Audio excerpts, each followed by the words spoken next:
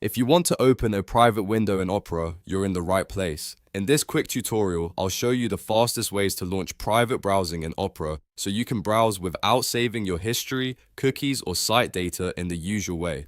This is super useful when you want a cleaner browsing session, sign into a second account, or just keep your activity separate from your normal tabs. If this video helps you, make sure to hit the like button and subscribe for more simple software tutorials just like this.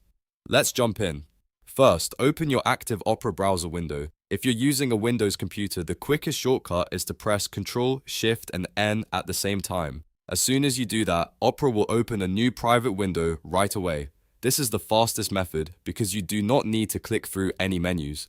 Now, if you prefer using the browser menu instead of a keyboard shortcut, you can do that too.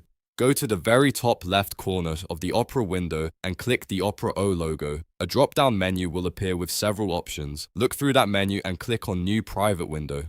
Opera will immediately launch a separate private browsing window in a darker layout, which helps you tell it apart from your regular window. Once the private window opens, you can start browsing normally, and any private session tabs you open inside it will stay within that private browsing mode. Remember, private browsing does not make you invisible online, but it does help prevent your browser from storing certain local browsing information on your device. So whether you use the shortcut or the menu, you now know exactly how to open a private window in Opera in just a few seconds. If this tutorial was helpful, please give it a thumbs up and subscribe so you don't miss the next easy how-to guide. Thanks for watching, and I'll see you in the next one.